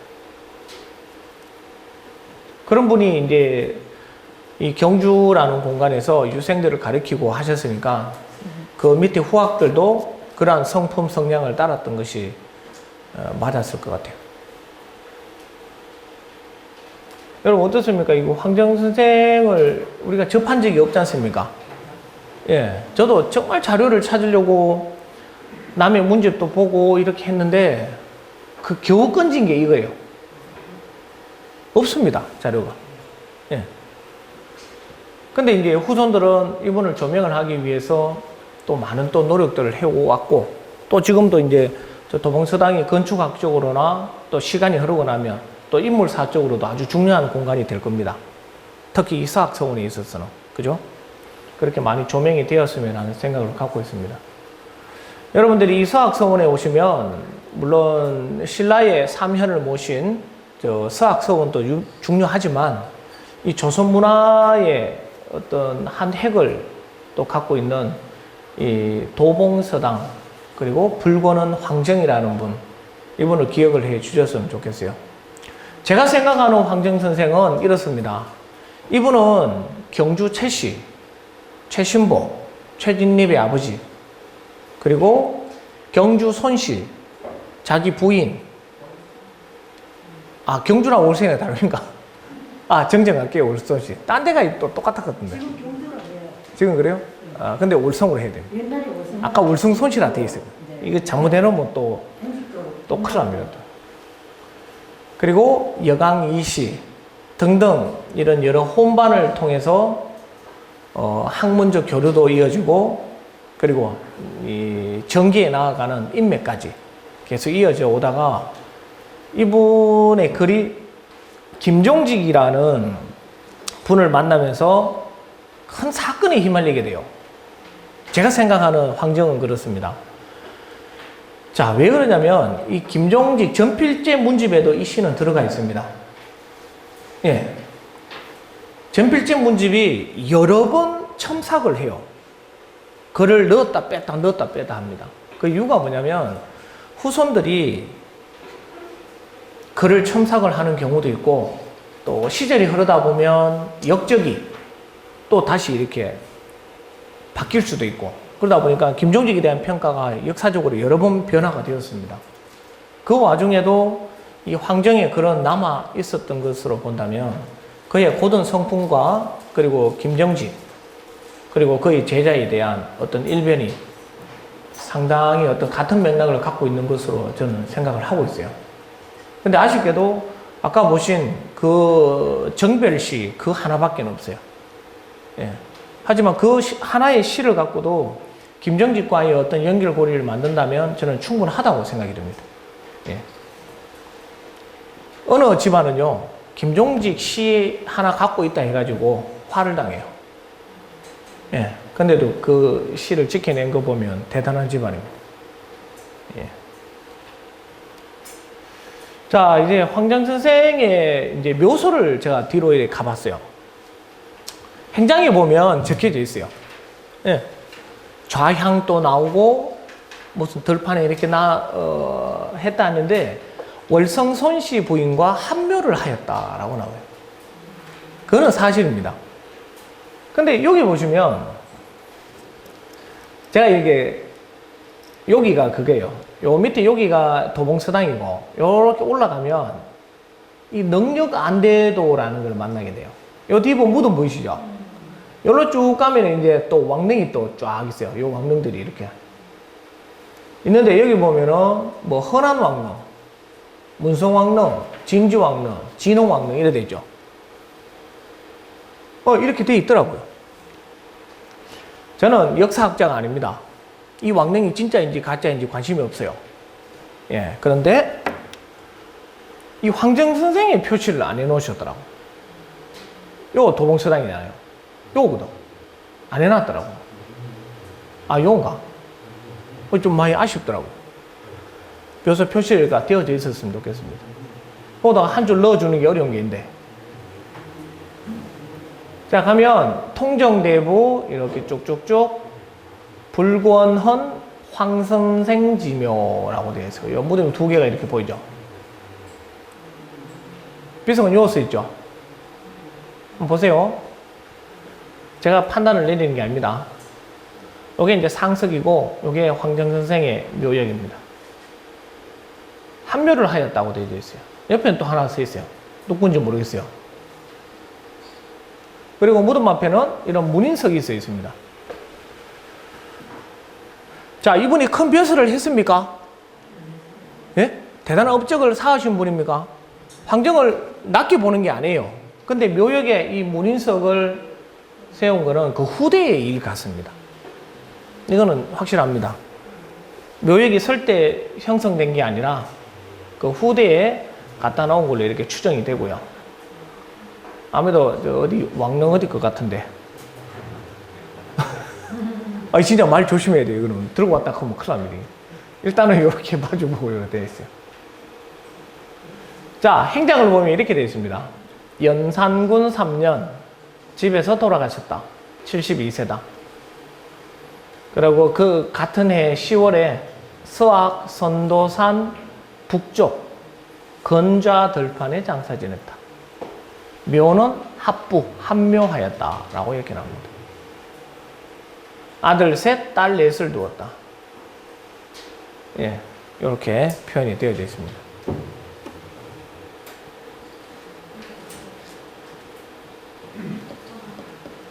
만약에 이 황정생이 정말 큰 벼슬을 하셨거나 뭐 하다못해 성지 벼슬이라도 하고 내려오셨으면 과연 이랬을까?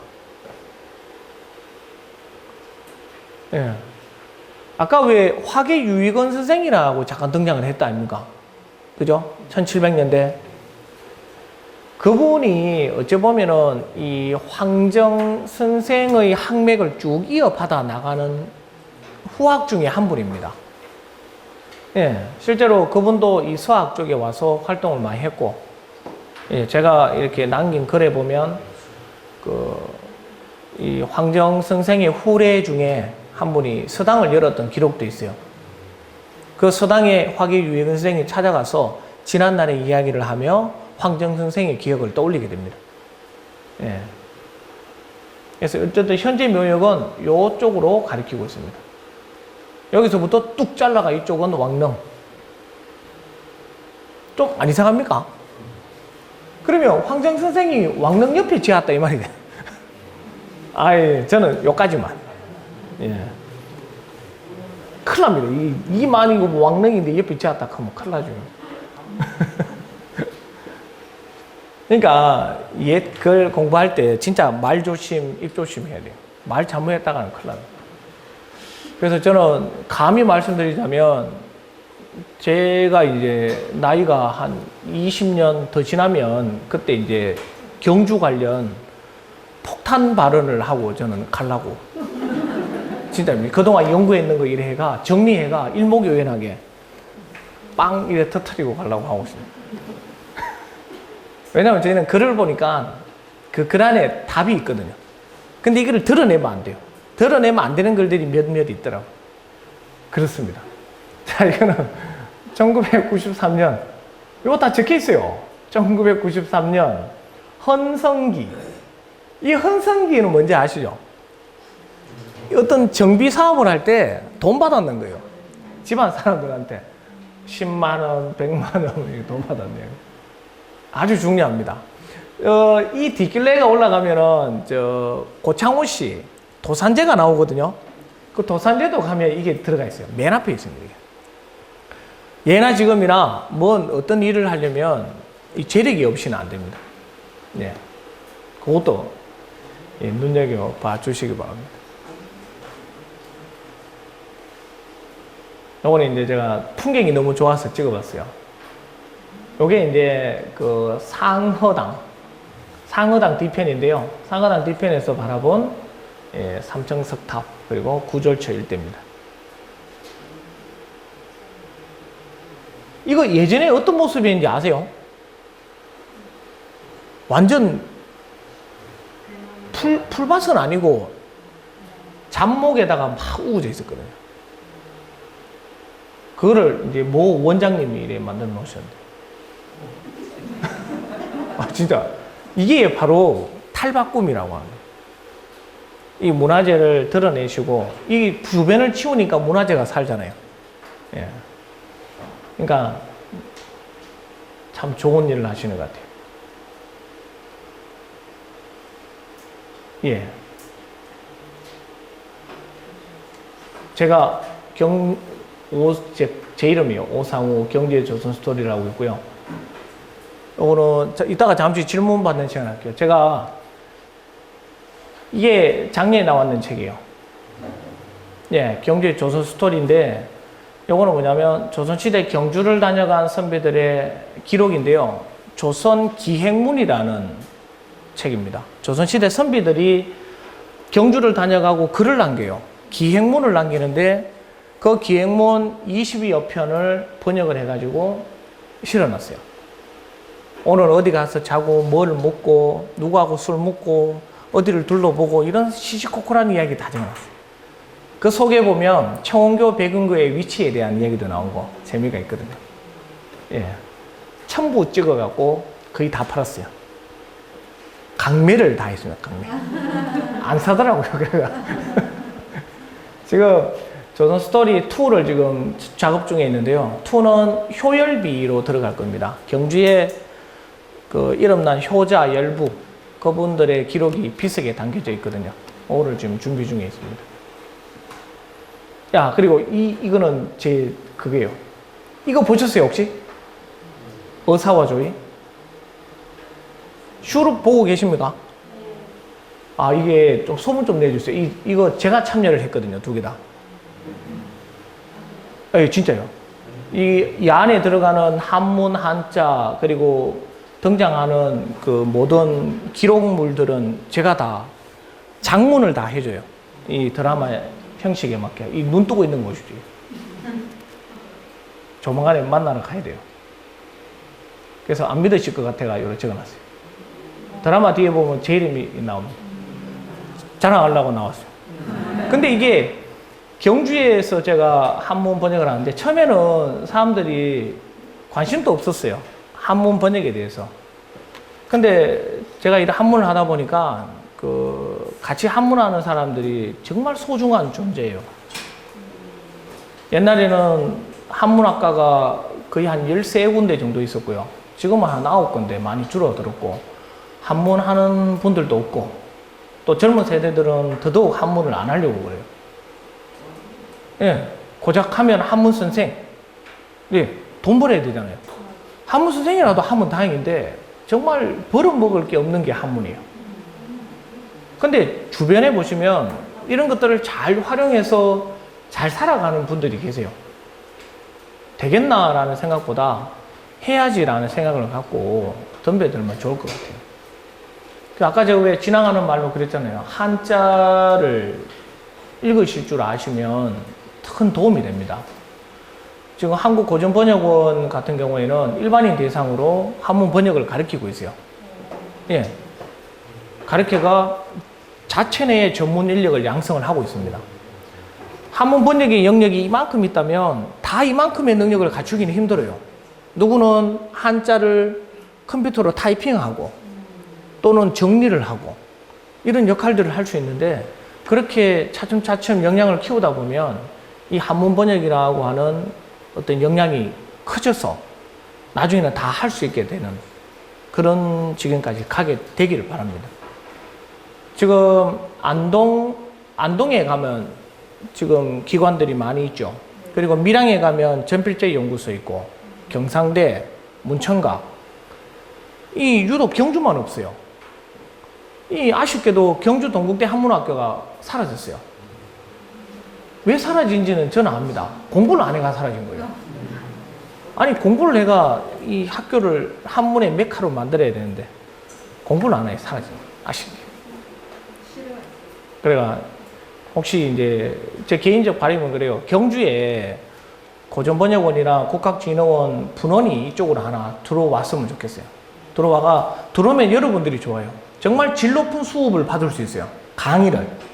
지금 향교나 이런 데서도 하잖아요. 그죠? 문화 강좌를 하는데 정말 뛰어난 분들이 와서 이런 문화를 건드려 줄 수가 있는 거예요. 그런 혜택을 좀 누리시기 바랍니다. 마침 오늘 또 우리 진병길 원장님 덕분에 자칫하면은 널리 알려지지 않을 그 불건호 황정선생에 대해서 저도 자료를 찾아보는 계기가 되었고요. 여기서 이래 잠깐 떠들지만 의뢰받고 계속 틈만 나면 자료를 찾았어요. 예, 이거 파워포인트 만드는 건 또 일이에요. 이거 사진 찍으러 갔죠. 자료 찾아올려야 되죠.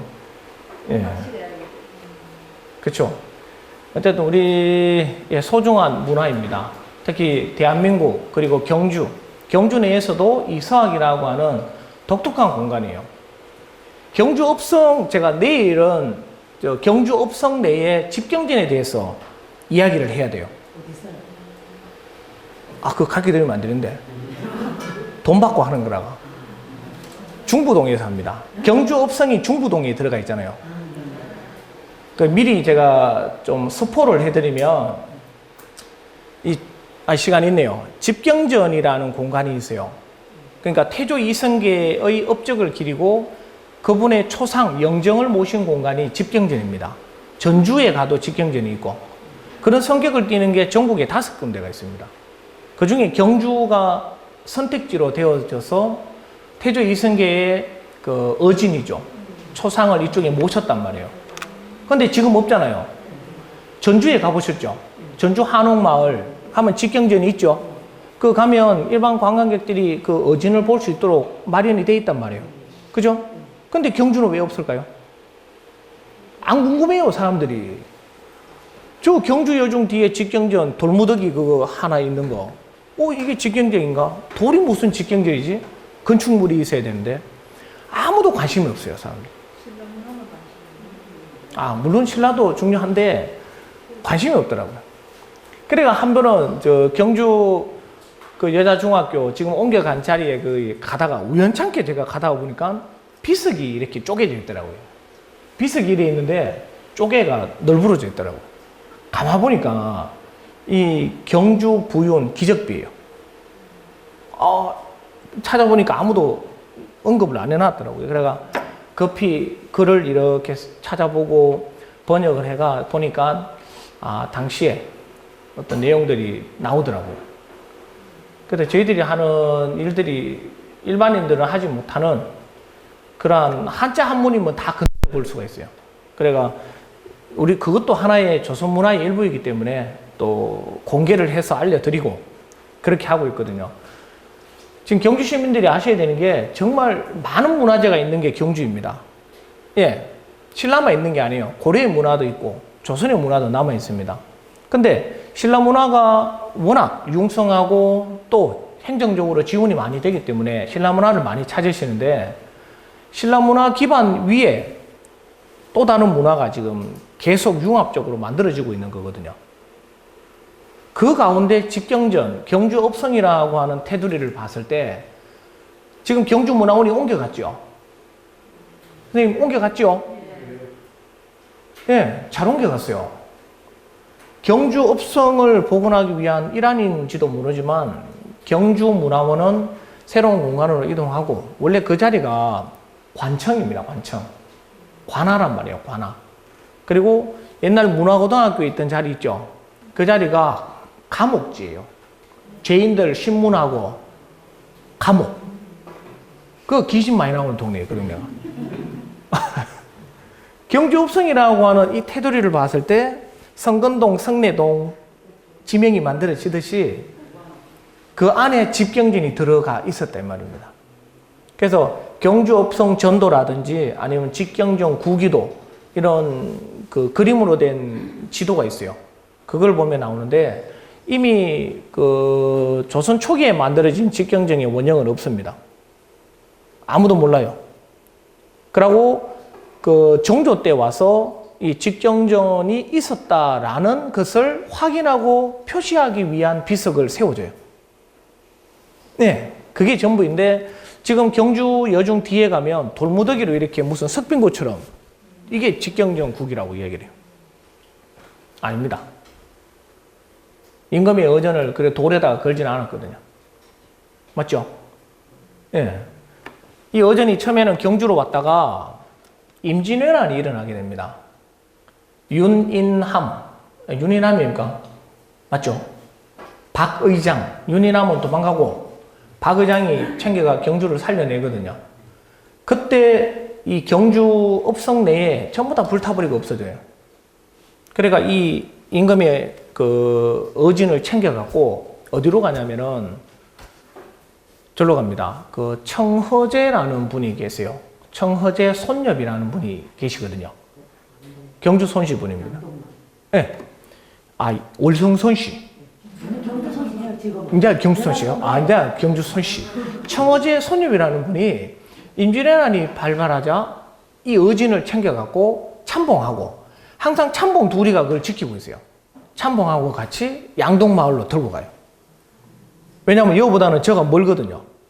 양동마을 가가 있다가 어디로 가냐면 예안으로 가요. 예안으로 갔다가 며칠 묵고 강릉으로 나중에 들어가게 됩니다. 그리고 경주에 있던 임금 그림이 강릉으로 가요. 강릉. 강릉에도 1600년 초반에 또 불이 나요. 불나가지고 홀라당 다 태워보고 다른 데 또 뺏겨와가 또 걸어놓고 하여튼 이런 우여곡절을 겪은 게 경주 직경전이에요.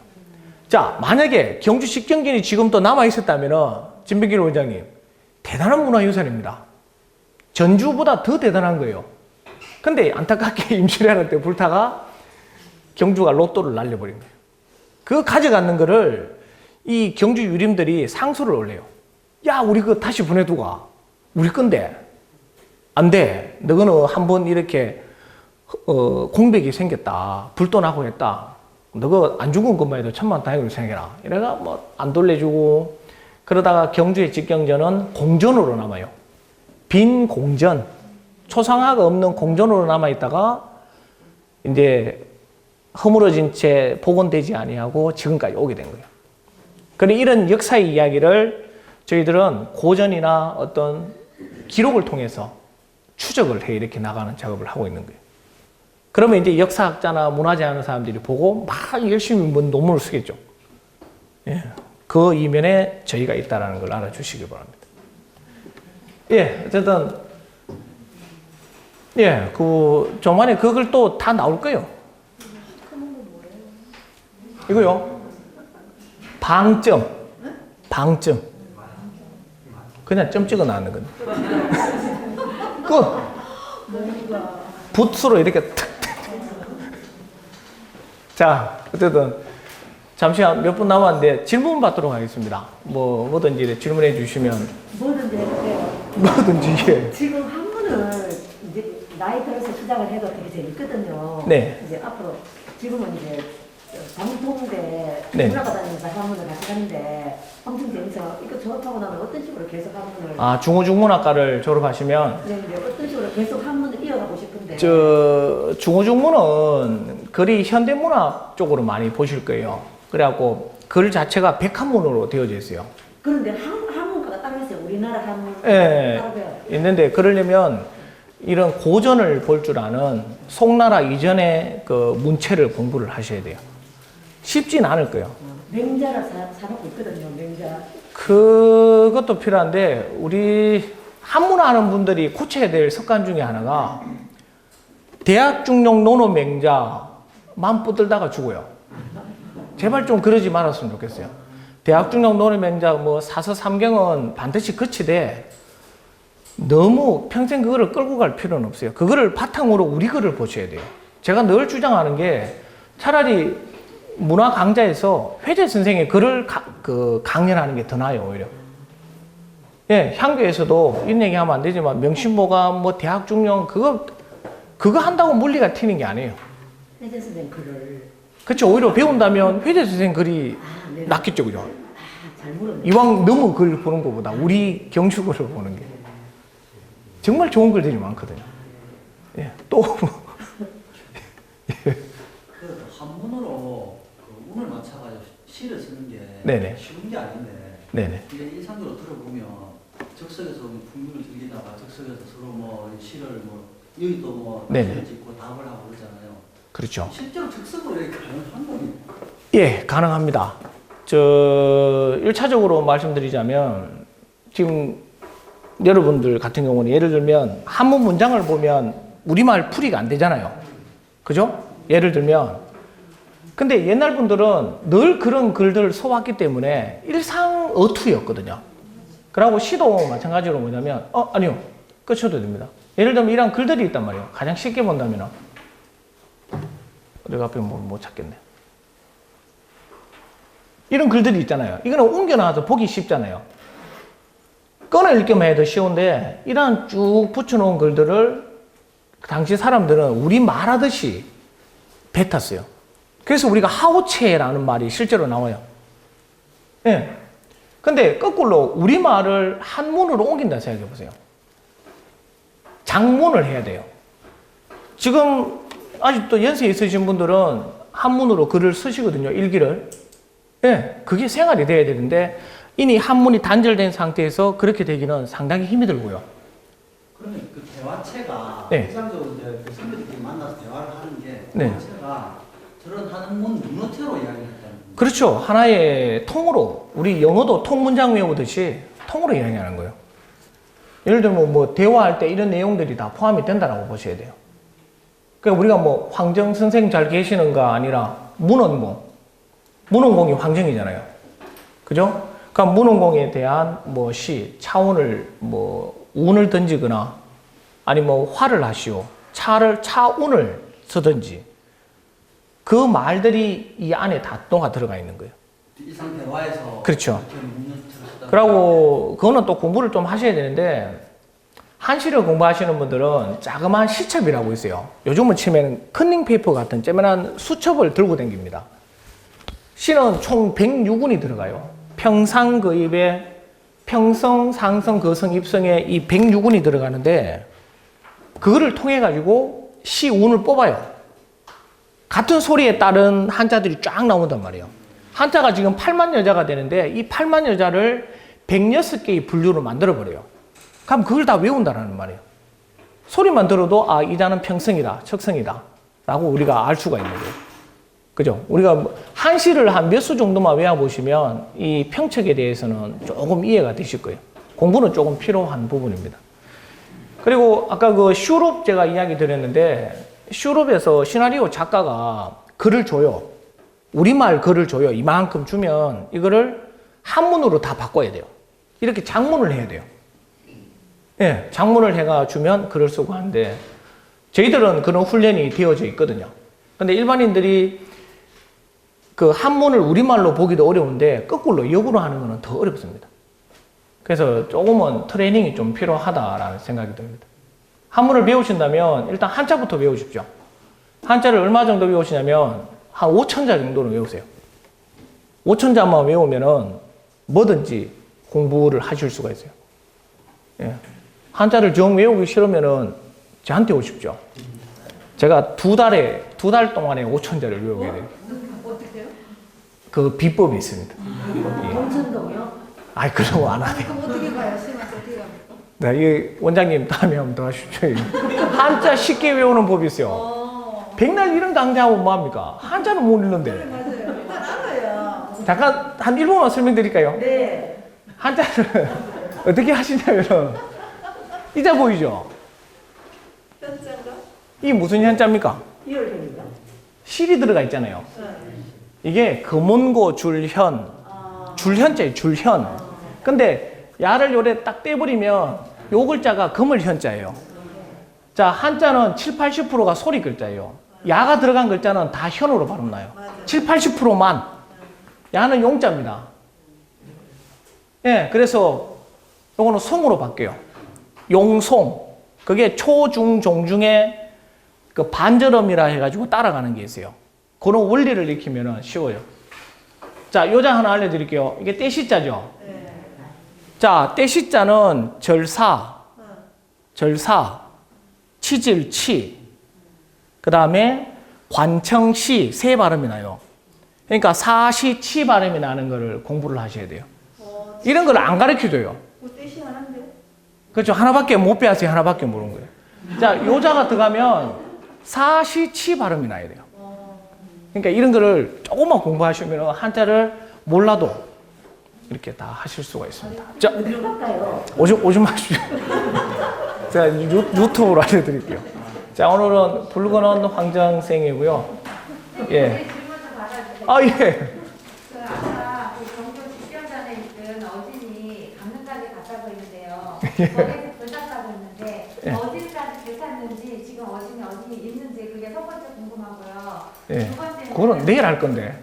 예? 내일 할 거는 모르고. 홀라당 불타버리고 있습니다. 아 그것도 없어요? 네, 홀라당 불타버려가. 그리고 아까 예, 또 그 다음 두 번째는요. 네, 아까 그 황정 선생님 묘소가 네. 그 아까 보여주셨는데요. 그게 확실한지 근거가 있는지 궁금하고요. 그리고 또 하나는 네. 좀 엉뚱한 질문일 수 있는데 그 아까 그 누궁서당에 상냥문 그 형판 있잖아요. 네네. 그 양쪽 상단에 이렇게 동화 같기도 하고 뭐 수탉 같기도 하고 동물이 네. 있더라고요. 네네. 그게 어떤 그 의미가 있는 걸지 궁금합니다. 아, 그거는 이제 그 세 번째 질문은 현판 또 글만 수록하는 판 기록물이 아니라 아름다운 건축물의 하나로 표현을 해요. 그래서 거기에 이제 어떤 동물이나 또는 길스러운 것들을 조각을 하는 것이고 그거는 궁중에 가보면 그런 것들이 많이 들어가 있어요. 그리고 아까 또 뭐 있죠? 두 번째가 뭐 있죠? 일단은 임금의 의지는 홀라당 불타버렸어요. 원본이 강릉까지 갔는데 강릉에도 원래 모시고 계셨거든요. 홀라당 불타버려갖고 저 원주 다른 쪽에 있는 거를 모사를 해가 가져와요. 똑같이 그래서 가져오게 됩니다. 예, 그래서 경주 원본은 현재 존재하지 않는 걸로 예 그렇게 되어 있습니다. 네, 한정 선생님 그 묘소는 아까도 제가 그랬죠. 말 잘못하면 큰일 납니다. 그러니까 네, 알겠습니다. 사진 보여드렸죠. 네. 예, 또 더가가 파지 마시고 그냥 합묘했다 정도로. 자, 우리가 항상 이치적으로 생각하시면 돼요. 왕릉 옆에 후대인이 세웠다. 가능할까요? 근데 그 왕릉이 아닐 그렇죠. 그러니까 왕릉이 죄지 그럼 뭐예요? 예, 아무튼 이래 더 궁금하신 분들은 예 경북 고전 번역원 이래 전화 주시고 그리고 항상 이래 저는 그래요. 저희들은 입으로 떠드는 게 일입니다. 정확한 자료를 떠들어야 되고 여러분들은 정확한 자료를 받아들이시기 바랍니다. 제발 누가 카드라는 이야기 그만 믿으시고 본인이 파헤치세요. 그 말씀을 꼭 드리고 싶습니다. 아무튼 이래 서학 이 문학 강좌 너무 이래 시간까지 할애하면서 너무 감사드리고 오늘 어디 재밌으셨습니까? 네. 예, 저도 내일 몇 시? 내일도 저녁 덕분에 저도 좋은 시간 보냈습니다. 감사합니다.